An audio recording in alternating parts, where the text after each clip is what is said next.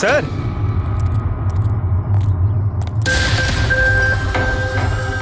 Sir, টায়ারের ঘষার চিহ্ন তো রয়েছে এখানে। দেখতে পাচ্ছ এখানে এই তেল আর জল পড়ে আছে। মনে হচ্ছে এসি চালিয়ে গাড়ি এখানে অনেকক্ষণ দাঁড়িয়েছিল। আর তারপর গাড়ি এখান থেকে বেরিয়ে গেছে। ওই কনস্টেবল এই গাড়িরই টায়ারের আওয়াজ শুনেছিল। যদি গাড়িটা এখানে অপেক্ষা করেই থাকে তাহলে হঠাৎ এমন কি হলো যে তাড়াহুড়ো করে চলে গেল? স্যার মনে হয় কেউ দেখে ফেলেছিল, ওই জন্য ভয়তে পালিয়ে গেছো।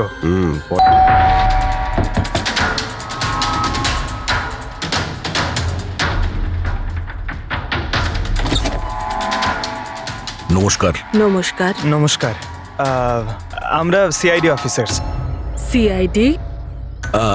ম্যাম, কালকে রাত্রে আপনি এখানে কিছু কিছু অদ্ভুত দেখেছিলেন বা শুনেছিলেন? এমন কিছু যা আগে কখনো ঘটেনি?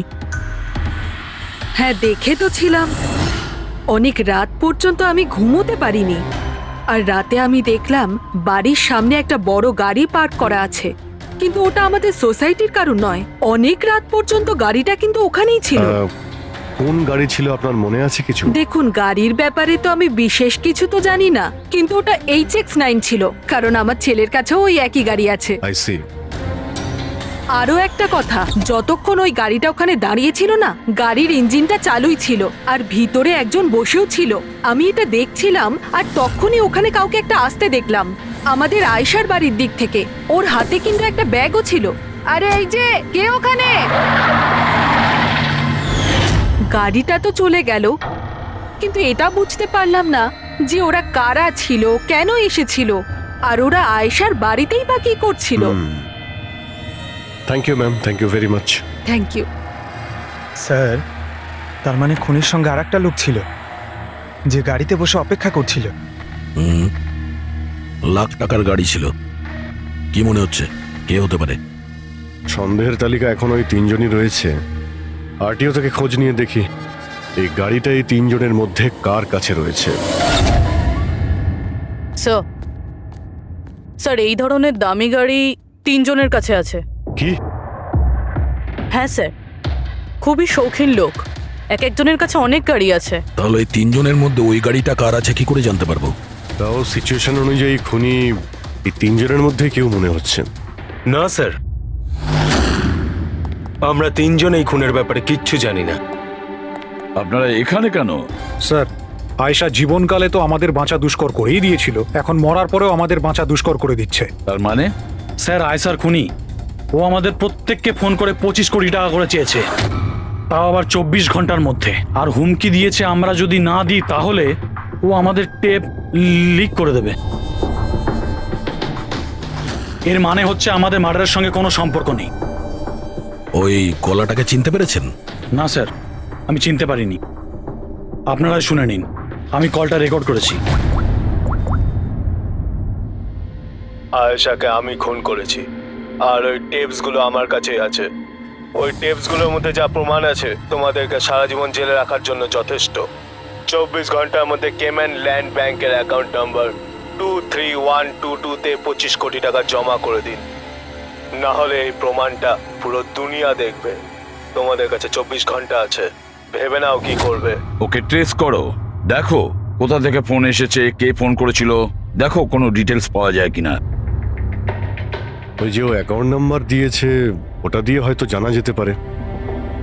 না, ইন্টারন্যাশনাল ব্যাংক স্যার, কোনো ডিটেল দেবে না ওরা। হ্যাঁ, কথাটা ঠিকই। স্যার, হ্যাঁ, ইন্টারন্যাশনাল কল, প্রেস করতে পারছি না। তার মানে কিছুই হবে না? ওই বদমাশকে 25 কোটি টাকা দিতেই হবে? না। কেন দেবেন 25 কোটি টাকা ওই বদমাশ লোকটাকে? হ্যাঁ, আর কেন দেবেন যেখানে আপনারা কিছু করেননি? না কোনো ঘুষ দিয়েছেন আপনারা, না কোনো বেআইনি কাজ করেছেন। তাহলে আপনাদের বিরুদ্ধে ওই টেপে তো কিছুই থাকবে না। হ্যাঁ, যদি আপনারা কিছু করে থাকেন তাহলে। আরে এটা কি বলছেন স্যার? আমরা কিচ্ছু করিনি, আমরা ইনোসেন্ট, আমরা নির্দোষ। আপনি তো অযথাই আমাদের ওপর। আশ্চর্য তো। এনিওয়ে, থ্যাংক ইউ, আমরা নিজেরা সামলে নেব। চলো।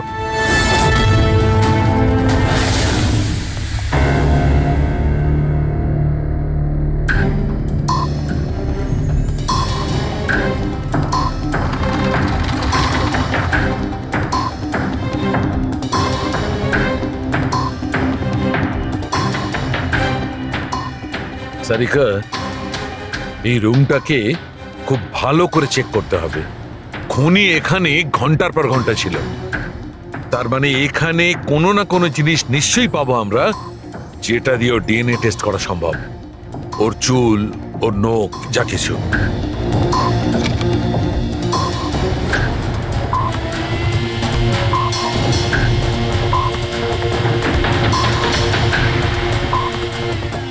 এক মিনিট সারিকা, হ্যাঁ একটা ফোর্সেপ দাও।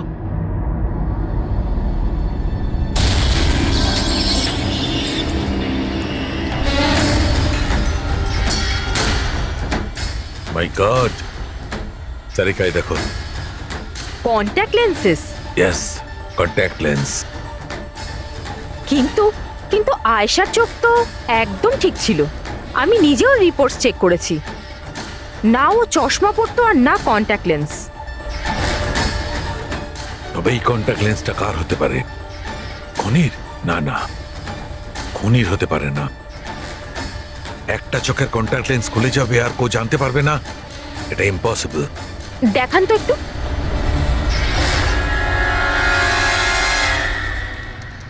বেশ হাই পাওয়ারের লেন্স।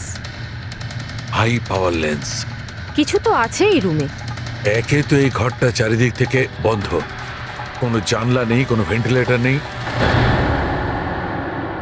হ্যাঁ? ও ওহো, কি হয়েছে?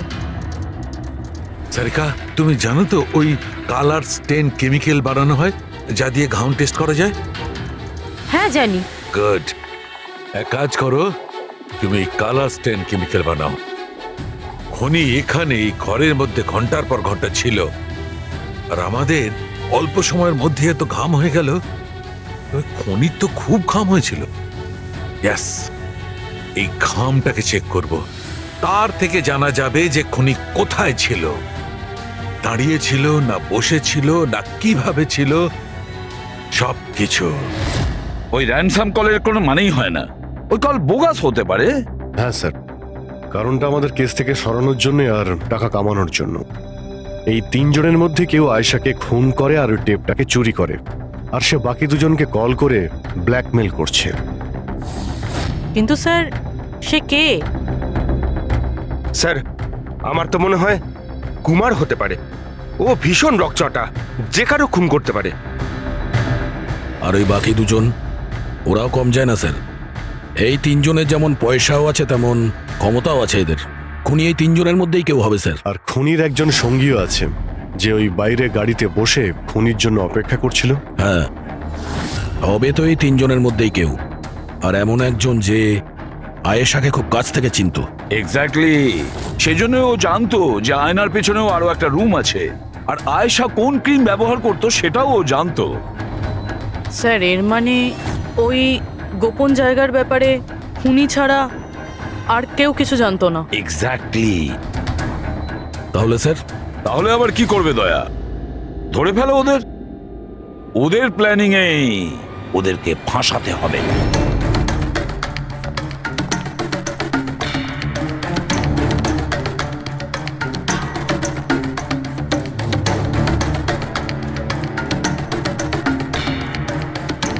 আমাদেরকে এখানে কেন ডাকলো?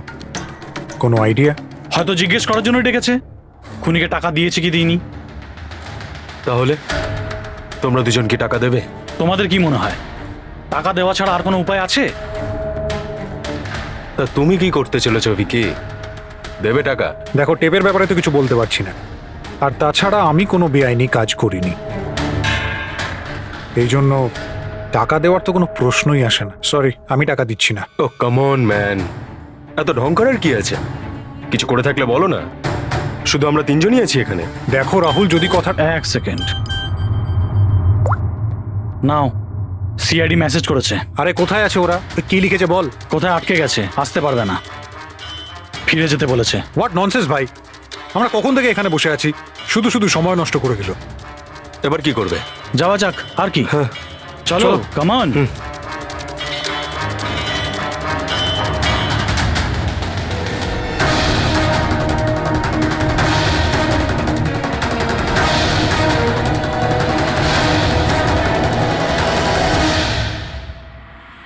এই সে।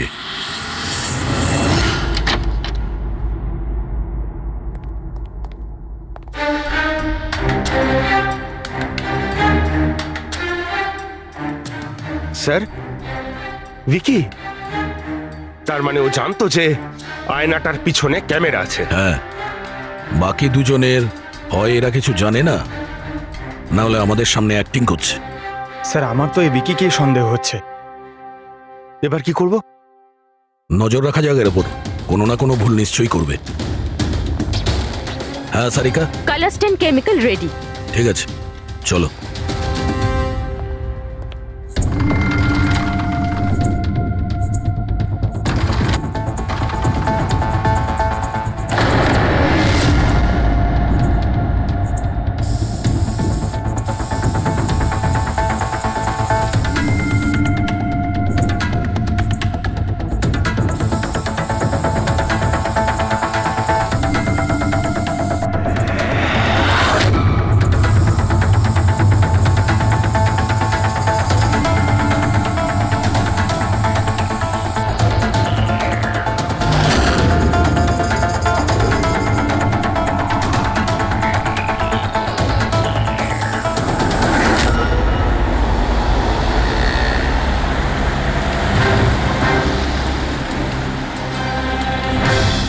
আরে স্যারও যাচ্ছেটা কোথায়?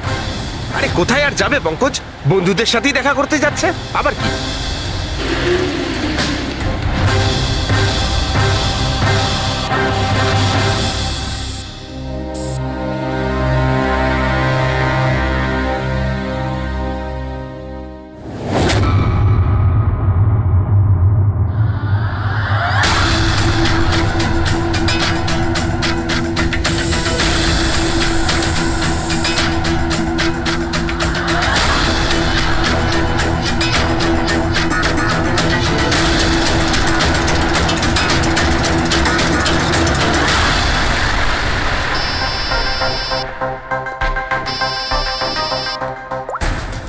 হ্যাঁ সারিকা, বলো।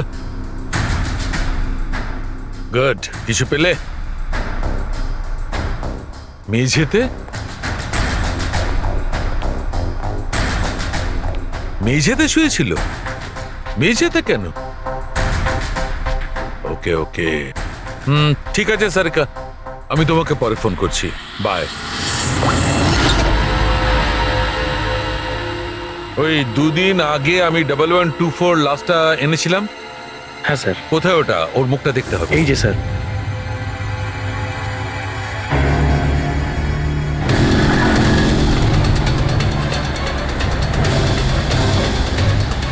এই জানতে পারেনি তো যে আমরা ওকে ফলো করছি?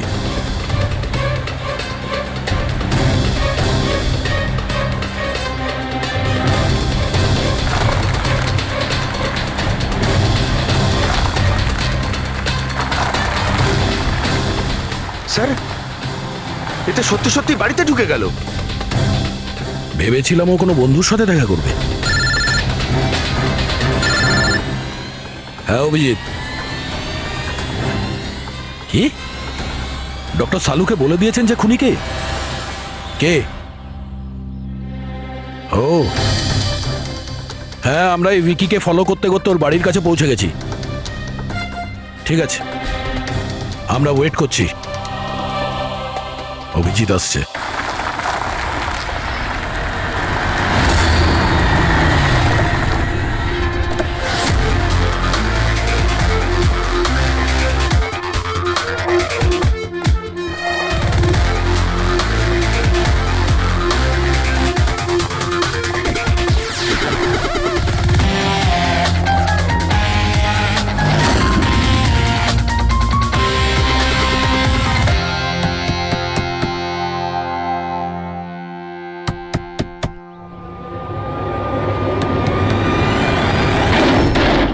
এক মিনিট, এটা কি করছেন আপনারা? আরে এটা কোনো ভদ্রতা হলো কারো বাড়ির ভিতরে ঢোকা? একদম বাজে কথা বলবে না। আমরা সত্যিটা জেনে গেছি। কোথায় লুকিয়ে রেখেছো ওকে? দেখুন, আপনি আমার কথা শুনুন, আপনার কোথাও ভুল হচ্ছে। আমি কিচ্ছু করিনি। আমি না আয়েশাকে খুন করেছি আর না এখানে কাউকে লুকিয়ে রেখেছি। আমরা কখন বললাম যে তুমি আয়েশার খুন করেছো? হ্যাঁ, একেই বলে চোরের নজর বোচকার দিকে। দেখুন, আমার কথাটা বোঝার চেষ্টা করুন। আপনারা আমার কথাটা শুনুন, আপনারা আমার কথা কেন শুনছেন না? হ্যালো, আপনারা এইভাবে ভিতরে ঢুকতে পারেন না।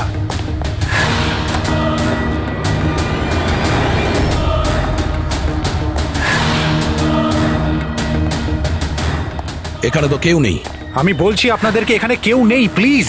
আরে বন্ধ করুন এগুলো, এইভাবে ভিতরে আপনারা ঢুকতে পারেন না। Hello, excuse me, hello. আরে ওপরে কিচ্ছু নেই স্যার। আরে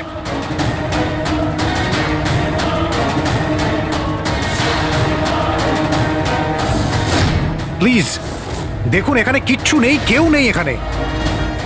আরে আপনারা তো আমার কোনো কথাই শুনছেন না। আজব তো, কখন থেকে বলছি এখানে কেউ নেই। আরে কেউ নেই এখানে। হ্যালো স্যার,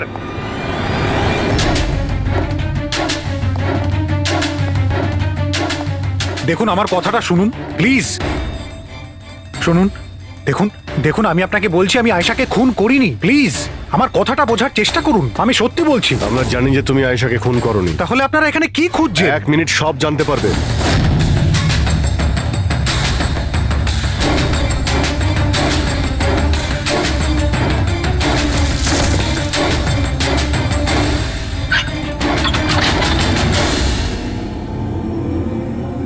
স্যার আসুন। আয়েশা দেবী, আপনার খেলা শেষ, চলে আসুন। সালুমকে স্যার আগেই বলে দিয়েছিল তুমি বেঁচে আছো। আসলে আমি ওর চোখটা চেক করব।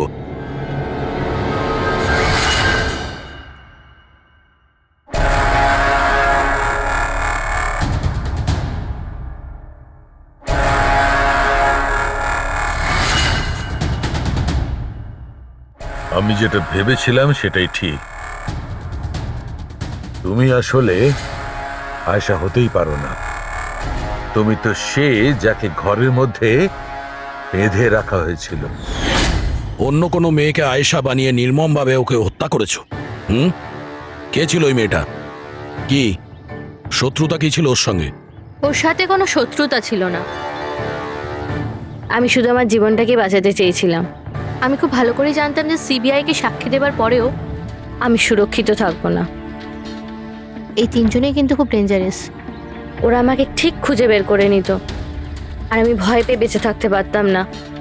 তাই আমার সামনে একটাই রাস্তা ছিল, নিজের মরে যাওয়ার মিথ্যে অভিনয় করে সারাটা জীবনের মতো উধাও হয়ে যাওয়া। এই পরিকল্পনাটা আমরা দুজনে মিলে বানিয়েছিলাম। ওই মেয়েটা একটা স্ট্রাগলিং অ্যাক্ট্রেস ছিল। ওকে আমরা ইন্টারনেটের কোনো অনলাইন কাস্টিং এজেন্সি থেকে খুঁজে বার করেছি। রিয়া নাম ছিল ওর। ওকে এই জন্যই সিলেক্ট করেছিলাম কারণ ওর হাইট, ওয়েট সব কিছুই আয়েশার মতো ছিল। আমরা ওকে মিথ্যে মিটিংয়ের অজুহাতে বাড়িতে ডাকি, আর ওকে অজ্ঞান করে দিই, আর ওকে বেঁধে ওই গুপ্ত রুমে রেখে দিই।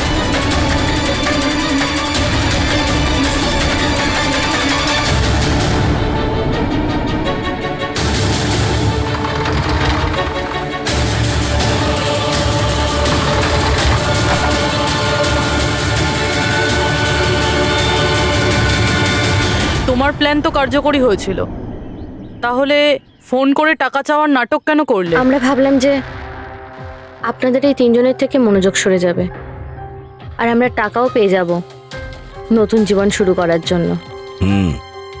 প্রয়োজনের থেকে বেশি চালাকি আর লোভ তোমাদের নিজেদের জালেই ফাঁসিয়ে দিয়েছে। চিন্তা করো না, তোমাদের জীবন নতুন করে শুরু হবে, কিন্তু সেটা জেলে।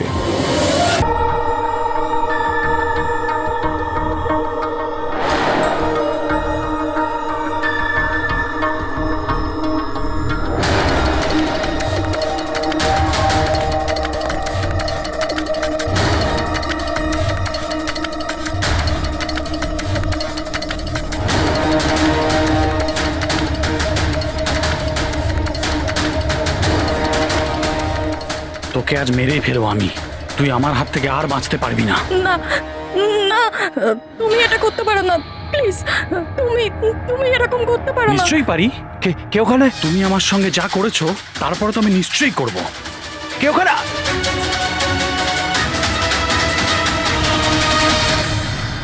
বাঁচাও, বাঁচাও, প্লিজ, প্লিজ হেল্প, বাঁচাও। তুমি এটা করতে পারো না, প্লিজ। কেউ আছো, কেউ আছো, বাঁচাও, please, please help, please, please বাঁচাও। ওখানে কে আছে? প্লিজ হেল্প, হেল্প, কেউ বাঁচাও আমাকে, প্লিজ। কেউ আছো, কেউ আছো, প্লিজ বাঁচাও আমাকে, প্লিজ, হেল্প, কেউ আছো? শোনো, শোনো, প্লিজ, লেগে যাবে আমার। এই কি করছো? এই তোমার হাতে ওটা কি? তুই নিজের কাজ কর। এই দেবো তোকে টাকা। তুমি এটা কি করছো? তোর মতো মেয়েরা না আমার কাছে শুধু টাকাই পাস। ছেড়ে দাও বললাম না, সর এখান থেকে।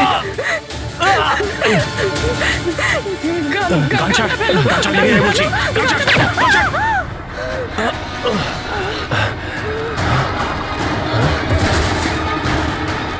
এই গুলি করে দিলে, গুলি করে দিল। হ্যাঁ, খুন খুন করেছে, খুন করে দিয়েছে পুলিশ, খুন করেছে পুলিশ। এই আরেকটা গুলি কে চালালো?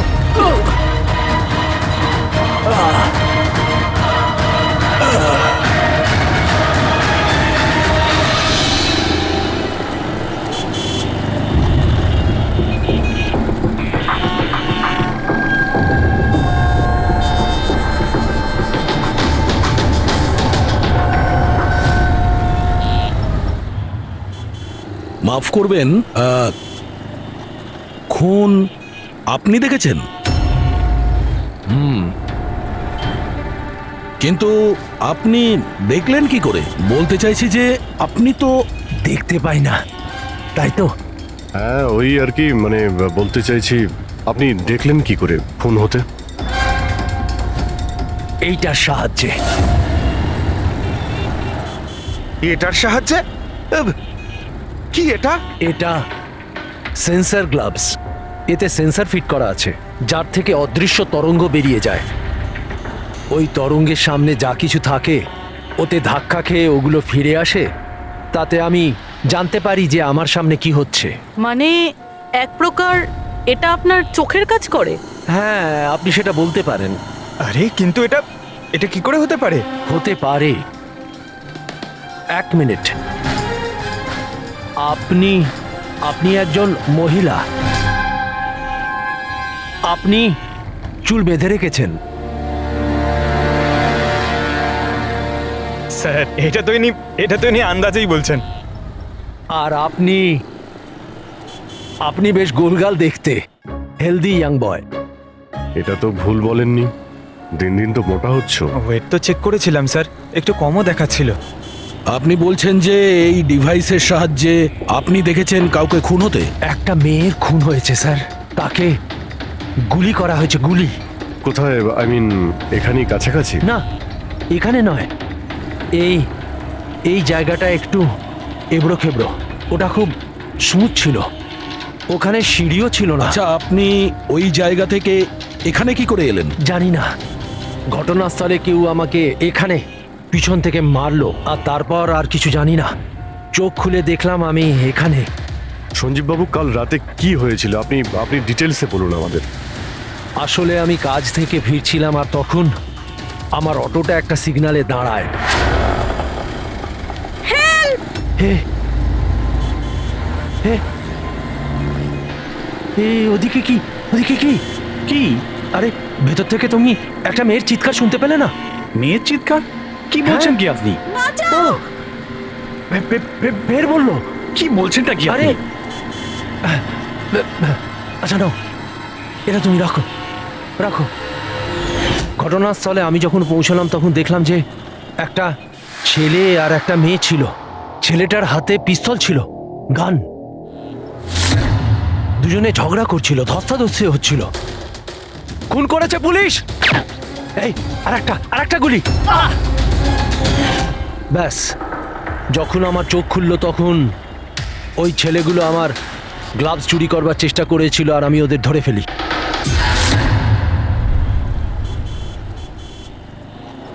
আর আপনি অজ্ঞান হয়ে যাওয়ার পরে খুনি আপনাকে এখানে নিয়ে এসছে আর এখানে ফেলে পালিয়ে গেছে।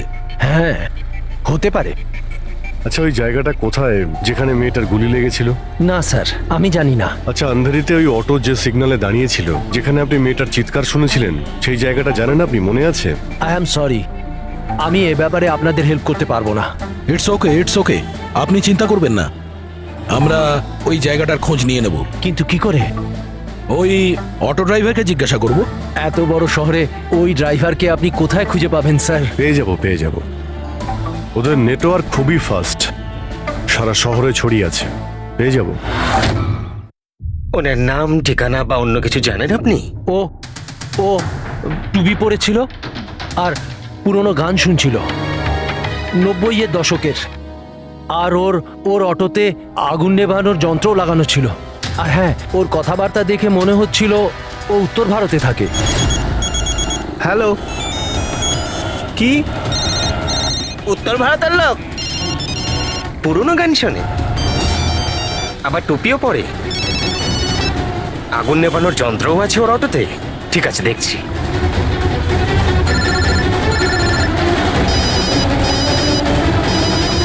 Hello hello Raju.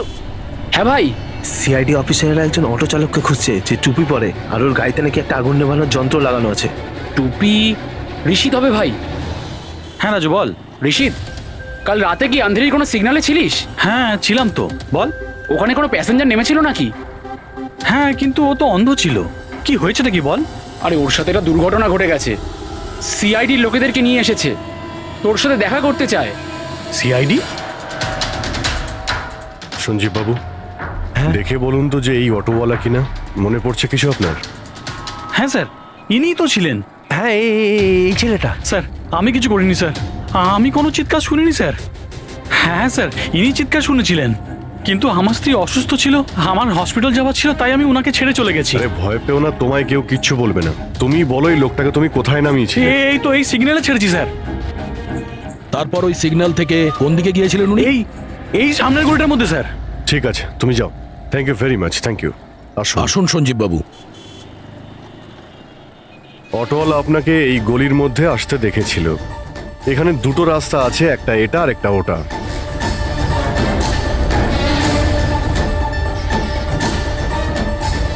কিছু মনে পড়ছে আপনার কোথায় গিয়েছিলেন? সঞ্জীব বাবু, একটু মনে করে বলুন যে আপনি এর মধ্যে কোন গলিতে গেছিলেন?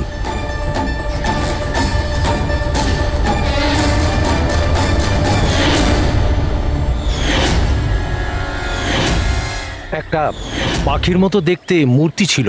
চলো আমরা এখান থেকে শুরু করি। সামনে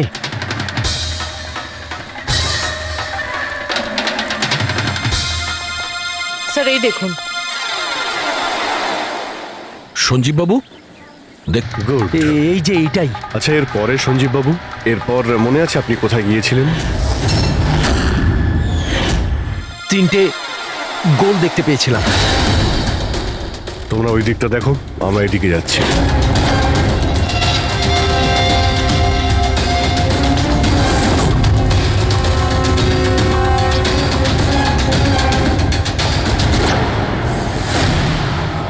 স্যার,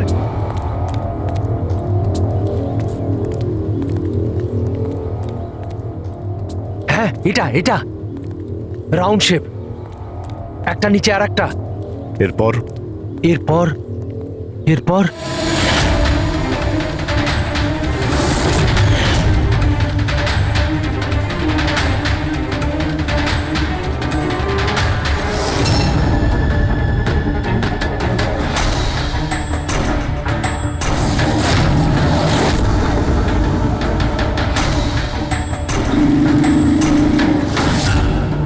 এদিকে এদিকে, এই যে। সাবধানে। আরে স্যার, ঘুরে ফিরে সেখানেই চলে এলাম যেখান থেকে শুরু করেছিলাম। আরে সেই জন্যই তো উনি চিৎকার শুনতে পেয়েছিলেন।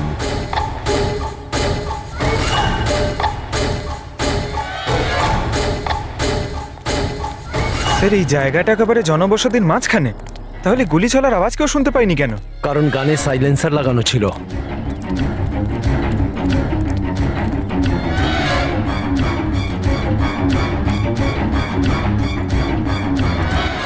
আসুন, একটা স্টেপ আছে, সাবধানে।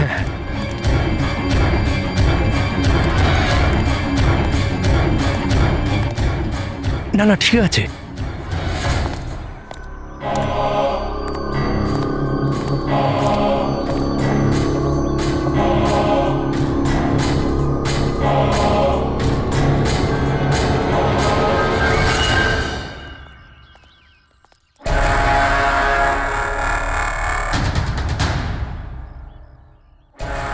কি হলো? আপনারা দাঁড়িয়ে পড়লেন কেন? কি আছে? লাশ পেলেন? সঞ্জীব বাবু, আপনি বলেছিলেন গুলিটা কোনো মেয়ের লেগেছিল। হ্যাঁ হ্যাঁ, মেয়ের গায়ে লেগেছিল। আমি তাকে ছুঁয়ে দেখেছিলাম। ওর গুলি লেগেছিল, রক্ত বেরোচ্ছিল। কেন বলুন, কি হয়েছে? লাশ এখানে আছে, কিন্তু কোনো মেয়ের নয়, কোনো ছেলের। কি?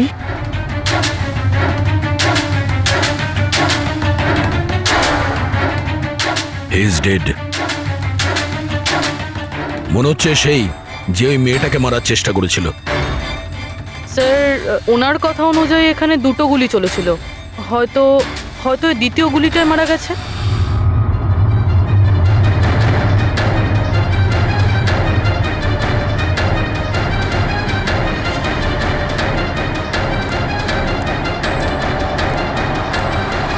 স্যার, স্যার, এখানেও তো রক্ত পড়ে আছে। ওটা যদি ওর রক্ত না হয় তাহলে এই মেয়েটার হতে পারে। গুলি তো ওর এখানেই লেগেছিল স্যার। যদি মেয়েটার এখানে গুলি লাগে তো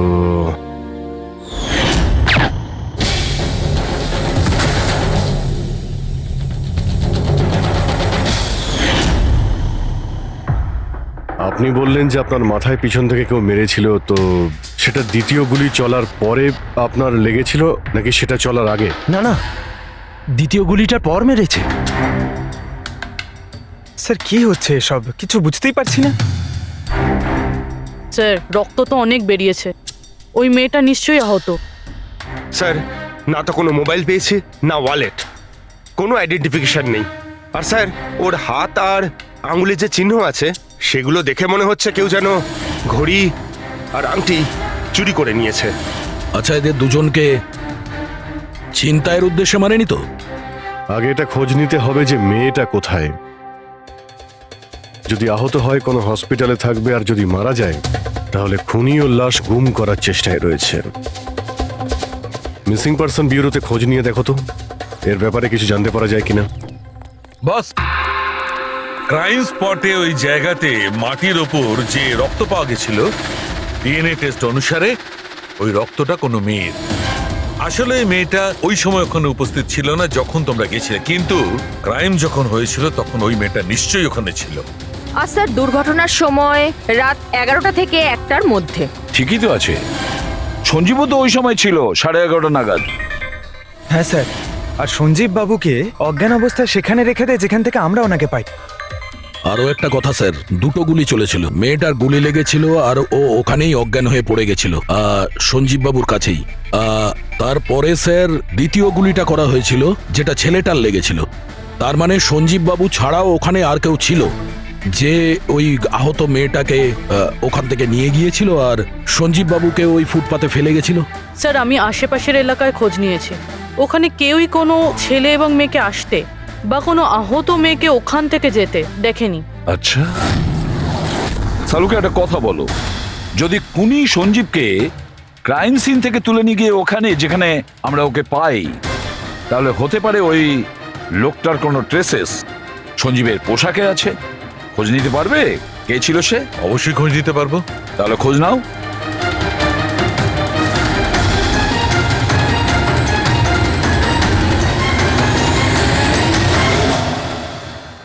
স্যার, হ্যাঁ, লাশ শনাক্ত করা গেছে।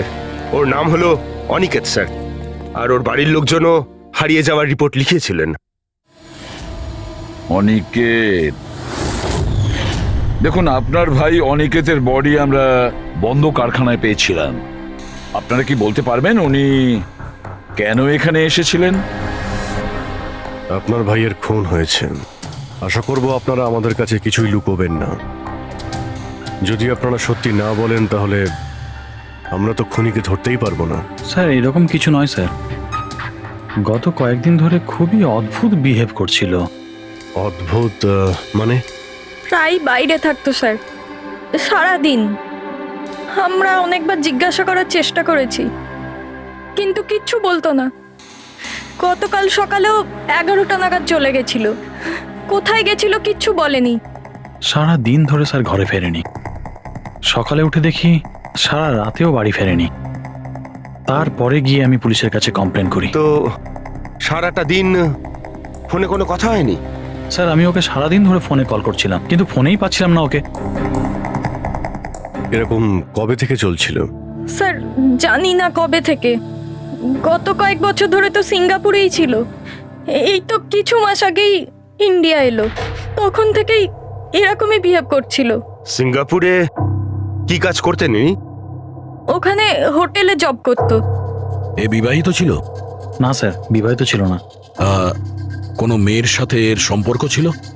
কারণ মরার আগে ও কোনো মেয়ের সঙ্গে ঝগড়া করছিল। জানি না স্যার, আমরা কিছুই জানি না এর কোনো মহিলার সঙ্গে কোনো অ্যাফেয়ার বা বন্ধুত্ব আছে কিনা, কিছুই জানি না। স্যার, স্যার এনাদের থেকে অনিকেতের নাম্বার নিয়ে আর কল রেকর্ডস চেক করি স্যার। তাতে জানতে পারি যে একটাও মেয়ের নাম্বার নেই স্যার, শুধু ছেলেদের সঙ্গেই কথা বলতো, আর বেশিরভাগই ওর সঙ্গে যারা কাজ করতো তাদের। আর স্যার মৃত্যুর আগেও ও কাউকে ফোন করেনি নিজের ফোন দিয়ে। কোনো মেয়ের নাম্বার পাওয়া যাচ্ছে না, এটা তো খুব অবাক কাণ্ড। স্যার খুবই সাদাসিধে লোক ছিল, শুধু নিজের কাজ নিয়েই ব্যস্ত থাকতো। ঠিক আছে, আপনারা যেতে পারেন। যদি দরকার হয় আপনাদের ডেকে নেব।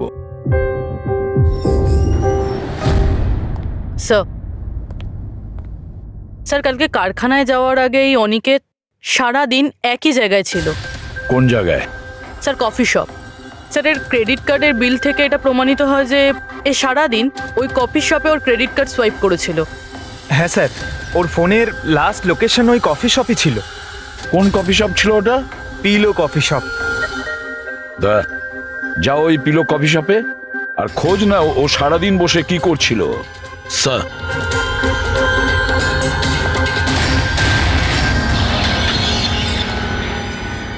বস, কি খবর নিয়ে এসেছো? এমন খবর এনেছি যেটা আমাদের কাছে খুব জরুরি। কি? এর পোশাকের মধ্যে আমি কয়েকটা আলাদা আলাদা ডিএনএ স্যাম্পল পেয়েছি। কিছু মানে? কিছু মানে 5 জন লোকের ডিএনএ স্যাম্পল পেয়েছি। 5? হ্যাঁ 5, আর এই 5 জনই মেয়ে। আর সঞ্জীবের জামা কাপড় থেকে আমরা 2 ধরনের ডিএনএ পেয়েছি, আর এই দুটো স্যাম্পল অনিকেতের জামা কাপড় থেকে পাওয়া স্যাম্পলের সঙ্গে ম্যাচ করে গেছে। মানে 5 জনের মধ্যে 2 জন যারা অনিকেতকে ছুঁয়েছিল ওরা আবার সঞ্জীব বাবুকেও ছুঁয়েছিল। তার মানে অভিজিৎ এই পুরো কাজটা দুটো মেয়েই করেছে।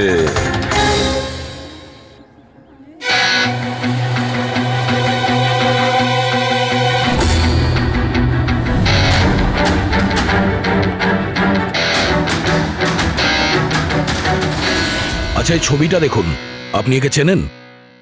কালে সারাদিন এখানে আপনার ক্যাফেতেই ছিল। হ্যাঁ স্যার, এই কালকে সারাটা দিন এখানেই ছিল, আর রাতে এই ধরুন 10:30 আশেপাশে এখান থেকে বেরিয়েছিল। এ একা ছিল নাকি এর সাথে আরো কেউ ছিল? নিতু, এদিকে একটু এসো। এই ফটোটা একটু দেখো, এই কালকে এখানেই ছিল না? এনাদেরকে এটা বলো যে কালকে একা ছিল না, কারোর সাথে ছিল। ইনি তো অনিকেত। ইনি কখনো একা আসতেন না, সবসময় ভিড় নিয়ে আসতেন। মহিলা আর মেয়েদের ভিড়। আর শুধু কালই নয়, ইনি আমাদের রেগুলার কাস্টমার। প্রায়ই এখানে আসেন। আচ্ছা, ও রোজ একই মেয়ের সাথে আসতো না আলাদা আলাদা? আলাদা আলাদা আসতো স্যার, আর দিনে কম করে 3 থেকে 4 জন। খুবই পাকা খেলোয়াড় ছিলেন ইনি। একবার তো আমি ওনাকে জিজ্ঞাসাও করেছিলাম যে এতগুলো মেয়ের সাথে বন্ধুত্বটা হলো কি করে। তো উনি আমাকে বলেছিলেন যে ওনার মোবাইলে একটা অ্যাপ আছে, কোনো ডেটিং অ্যাপ।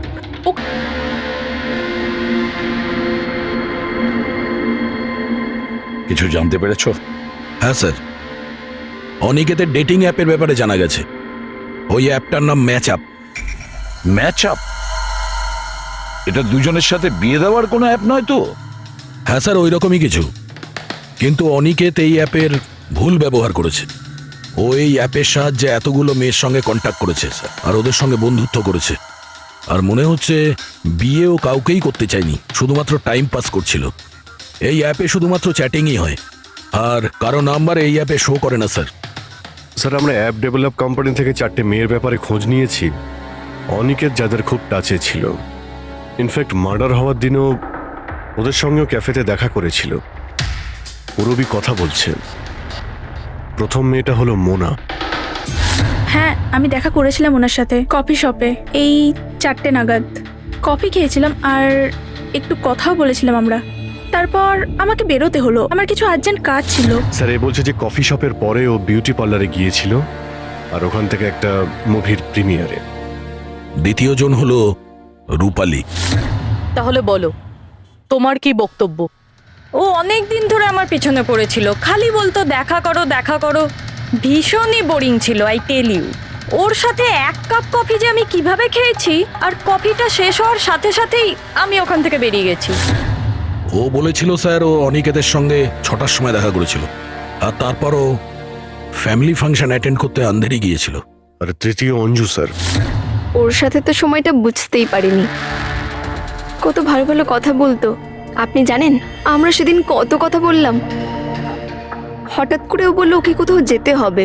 আমরা ডিসাইড করলাম যে আমরা আবার দেখা করব, আর তারপর চলে গেল। এই মেয়েটা কফি শপ থেকে বাইরে বেরিয়ে হয়নি। এর স্টেটমেন্ট অনুযায়ী ও কফি শপেই বসেছিল কফি শপ বন্ধ হওয়া পর্যন্ত, 12টা অবধি। স্যার, এদের স্টেটমেন্ট আমরা ক্রস চেক করেছি, ঠিকই বলছে। স্যার, সঞ্জীববাবু বলছেন কোনো মেয়ের গুলি লেগেছিল। এদের 3 জনকে চেক করা হলো, কিন্তু কোনো আঘাতের চিহ্ন নেই। তোমরা তো 4টে মেয়ের কথা বলেছিলে, তাহলে চতুর্থ মেয়েটি গেল কোথায়? স্যার, 4 নম্বর মেয়েটা হলো এরিকা। আমরা এই অ্যাপের সাহায্যে ওর সঙ্গে কন্ট্যাক্ট করার চেষ্টা করেছিলাম, কিন্তু ও কোনো রেসপন্স করেনি। তাহলে এক কাজ করো, ওই মেয়েটার সঙ্গে গিয়ে দেখা করো।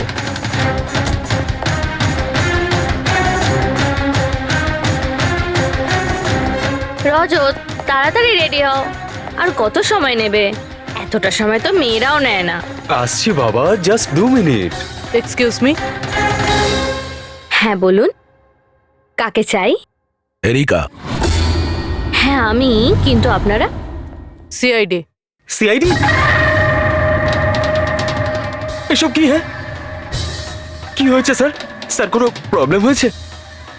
আপনাকে আমরা মেসেজও করেছিলাম ম্যাচ আপ অ্যাপ থেকে। আপনাকে সিআইডি ব্যুরোতে আসতে বলেছিলাম, আপনি আসেননি, তো আমাদের আসতে হলো। Match up app? এটা কি? Dating app. Dating app? তুমি এই ডেটিং অ্যাপে কি করছো? হ্যাঁ শোনো, ওনাদের কোনো ভুল হচ্ছে, আমি কোনো ডেটিং অ্যাপে নেই। সেটা কিভাবে হতে পারে? আপনার প্রোফাইল আছে, আপনার ডিসপ্লে পিকচার রয়েছে। শুনুন, আমি একজন বিবাহিতা, আমি কোনো ম্যারেজ সাইট বা ডেটিং অ্যাপে নেই। ইনি আমার হাজব্যান্ড রজত, আর আমি ওনার সাথে বিয়ে করে খুব হ্যাপি। আমার এসব করার কোনো প্রয়োজন নেই। ম্যাডাম, আপনি যদি সত্যি বলেন তাহলে এটা কি? আপনার প্রোফাইলে এই ডেটিং অ্যাপে কি করে? দেখুন, আমি সত্যি বলছি, আমি জানি না এটা কি। আমি এরকম কোনো প্রোফাইলই বানাইনি। তো আপনি এটা বলতে চাইছেন যে আপনার নামে কেউ ফেক আইডি বানিয়েছে? আচ্ছা, আপনি কোনো অনিকেত নামে কাউকে চেনেন? অনিকেত? এই লোকটা? না স্যার, আমি একে চিনি না। স্যার, কি করছেন আপনারা? কেন আমাদেরকে ডেকেছেন? আমরা আপনাদের বলিনি, কিন্তু অনিকেত, যার সঙ্গে আপনারা কফি শপে দেখা করেছিলেন, ওর খুন হয়ে গেছে ওই রাতেই।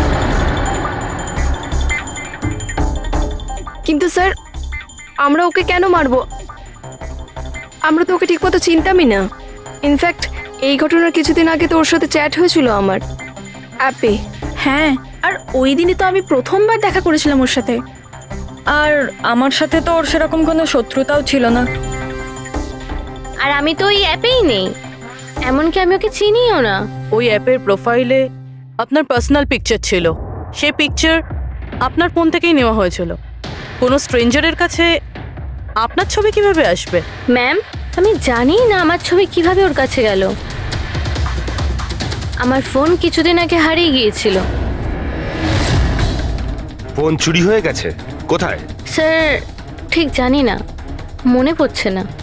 কোনো ব্যাপার না, আপনারা কিছুক্ষণের জন্য আমাদের সাথে কোঅপারেট করুন, আমরা জেনে যাব খুনিকে। ফ্রেডি?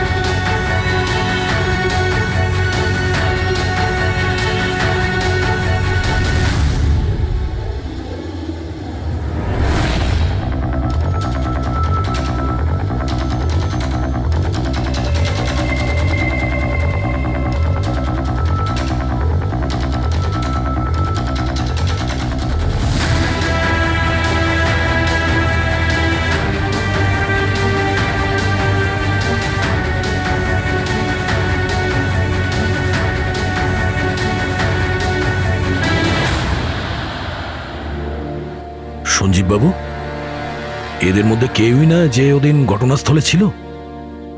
এদের মধ্যে কেউ নয়। ঠিক আছে, আপাতত আপনারা যেতে পারেন। Thank you.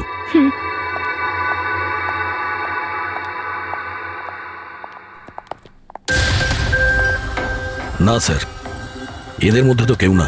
স্যার বাকি তিনজনের মতন ওরও কোনো চোট নেই, কিন্তু কিন্তু ওই মেয়েটার আঘাত ছিল, চলার অবস্থাই ছিল না। কিন্তু সালুকে যে আমাকে বলল ও সঞ্জীবের পোশাকে যে ডিএনএ টেস্ট করেছিল তাতে তো দুটো মহিলার ট্রেসেস পাওয়া গেছে। ঠিক আছে, কিন্তু একজন আহত হতে পারে, আরেকজন সেও তো ওই চারজনের মধ্যে একজন হতে পারে।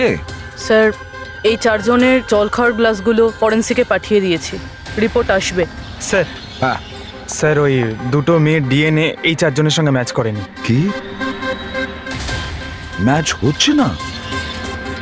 তাহলে মেয়ে দুটোকে পাবো কি করে? এক মিনিট। কি হলো সঞ্জীব?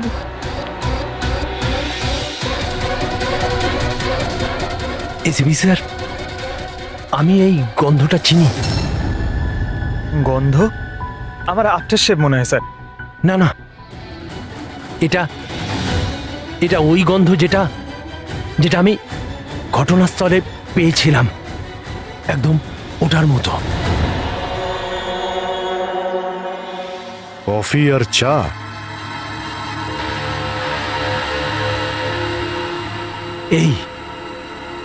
এই গন্ধটা ঘটনাস্থলে, এই গন্ধটাই ছিল।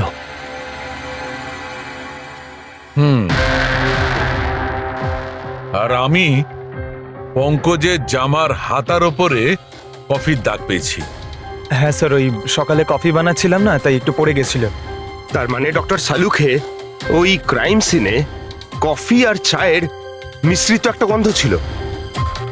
ক্রাইম সিনে না খুনির কাছে?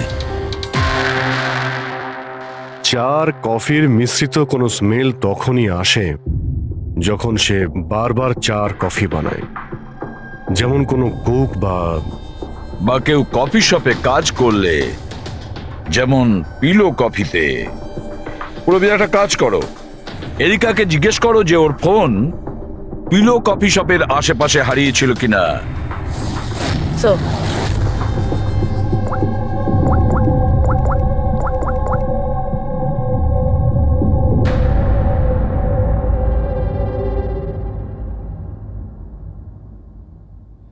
স্যার হ্যাঁ স্যার ওনার ফোন ওখানেই হারিয়েছিল, ওই কফি শপে।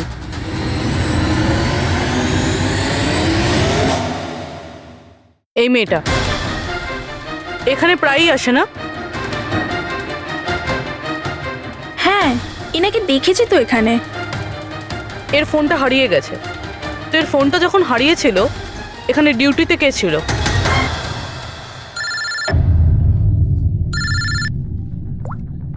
হ্যালো, হ্যাঁ ফ্রেডি। ও গুড, ঠিক আছে, আমরা এক্ষুনি ওখানে পৌঁছচ্ছি। রবি, স্যার ফ্রেডির ফোন ছিল। ওই হসপিটালটার খোঁজ পাওয়া গেছে যেখানে ওই আহত মেয়েটা ভর্তি আছে। স্যার ওই মহিলাই যে অনিকেতের খুন করেছিল? হ্যাঁ, ওই মেয়েটা। আমাদের এক্ষুনি ওখানে যেতে হবে। স্যার আমাদের এখন বেরোতে হবে, কিন্তু যতক্ষণ অবধি জিজ্ঞাসাবাদ কমপ্লিট না হচ্ছে কেউ কফি শপ থেকে বেরোবে না।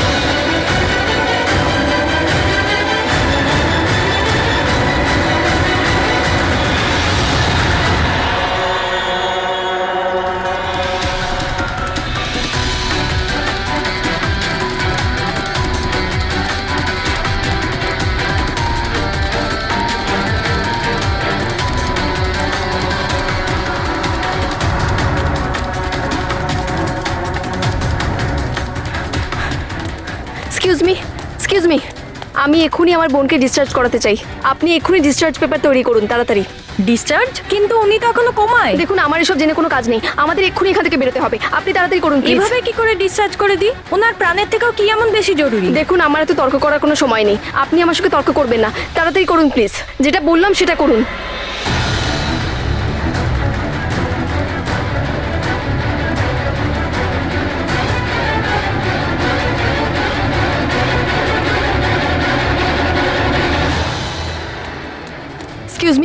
এক্সকিউজ মি, আমার দিদি স্বপ্নাকে এক্ষুনি ডিসচার্জ করাতে হবে, এক্ষুনি। ওর বিলের টোটাল অ্যামাউন্টটা বলবেন প্লিজ। Excuse me. মনে হয় খুব তাড়া আছে তোমার।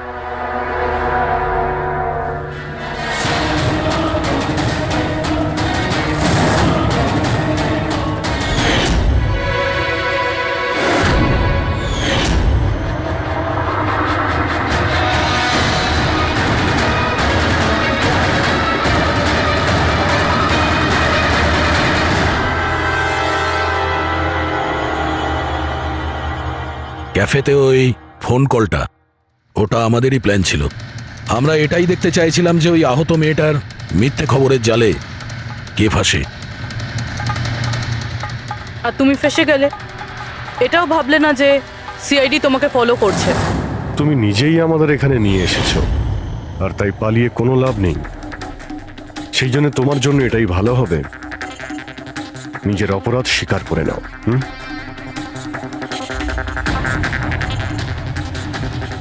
অনিকেত আমার দিদিকে জীবন্ত অবস্থাতে মেরে ফেলেছিল। ওদের সিঙ্গাপুরে দেখা হয়েছিল, আর ওখানেই আমার দিদিকে বিয়ের মিথ্যে প্রতিশ্রুতি দিয়েছিল। ওরা এঙ্গেজমেন্টও করে নেয়, আর তারপরে বিয়ের কথা বললেই ও এড়িয়েই যেত। আমার দিদি যখনই বিয়ের ডেট ফিক্সড করার কোনো কথা তুলতো, তখন সবসময় কোনো না কোনো অজুহাত দিতে শুরু করতো। আর এই ধরুন 6 মাস আগে ও বলল যে ওর মা নাকি খুব অসুস্থ আর ওর মায়ের চিকিৎসার জন্য টাকার দরকার। আর আমার দিদি নিজের জীবনের সব সেভিংসটা দিয়ে দিয়েছিল। আর ও বলল যে ও সিঙ্গাপুর থেকে ফিরে এসেই আমার দিদিকে বিয়ে করবে। আর টাকা পয়সা নিয়ে অনিকেত সিঙ্গাপুর থেকে মুম্বাই আসে। হ্যাঁ, স্বপ্ন ওর অপেক্ষা করতে থাকলো, আর সেটাও পুরো 3 মাস ধরে। তারপরে একদিন আমি দেখলাম যে ও মুম্বাইয়ের ওই ক্যাফেতে ছিল, তাও আবার অন্য মেয়েদের সাথে। তার মানে ও স্বপ্নাকে বিয়ে করতেই চায়নি? না, ও স্বপ্নাকে ঠকাচ্ছিল। ও স্বপ্নার ইনকাম করা টাকা অন্য মেয়েদের পেছনে ওড়াচ্ছিল। আর আর ওর মাও কিন্তু অসুস্থ ছিল না, কারণ ওর তো কোনো মাই ছিল না। ওর মা তো অনেকদিন আগেই মারা গেছিলেন। তাই তুমি প্রতিশোধ নেওয়ার একটা প্ল্যান করলে। স্বপ্না তো আমার কোনো কথা বিশ্বাস করতে চাইতোই না। ওর ভালোবাসায় অন্ধ হয়ে গেছিল। ওর প্রমাণের দরকার ছিল। তাই অনিকেতের সত্যিটা সামনে আনার জন্য আমি এরিকার ফোন চুরি করি, আর ওর নাম দিয়ে আমি ম্যাচআপ অ্যাপে ওর ফেক প্রোফাইল তৈরি করি, আর অনিকেতের সঙ্গে চ্যাটিং করতাম। আর ও ইজিলি আমার ফাঁদে পড়ে যায়। তারপরে আমি ওকে ওই ফ্যাক্টরিতে আসতে বলি, আর তার সাথে স্বপ্নাকেও আসতে বলি, যাতে ও নিজের চোখে সব কিছু দেখতে পাক। কিন্তু ওই দিন যখন আমি ওখানে গেছিলাম, তখন আমি দেখলাম যে... এটা কি করছো তুমি? হিসেবটা শেষ করে দিচ্ছি। তুমি আমার সাথে যা করেছো তারই শাস্তি এটা। আমি সব জানি তুমি আমার টাকা কোথায় কোথায় খরচ করেছো, আর কত মেয়ের জীবন তুমি নষ্ট করবে। Aniket, please drop the gun. Aniket please, টাকা চাই তোর? তুমি এটা কি করছো? বেরো এখান থেকে, চুপচাপ বেরো এখান থেকে। আরে ছাড়ো ওকে, ছেড়ে দাও। ওকে বললাম না বেরো এখান থেকে।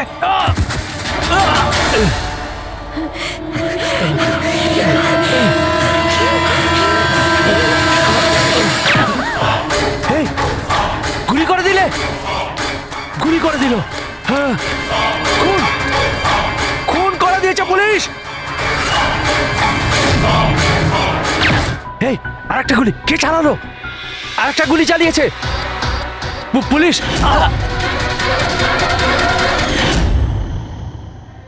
তুমি জানো অনিকেতের লাশ পর্যন্ত আমাদের ওই সঞ্জীব বাবু পৌঁছে দিয়েছিলেন।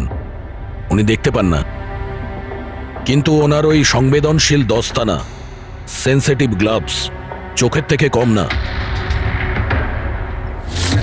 প্রতিশোধ নেওয়ার জন্য তুমি অনিকেতকে খুনই করে দিলে, কিন্তু এখন তো সারা জীবন জেলেই কাটবে। আর তোমার বোন স্বপ্না, যার জন্য তুমি এই সব করলে, সে তো আগে থেকেই কোমাতে রয়েছে। আর যেদিনও কোমা থেকে ঠিক হবে সেদিন তোমার কাছেই যাবে, জেলের গড়াতে।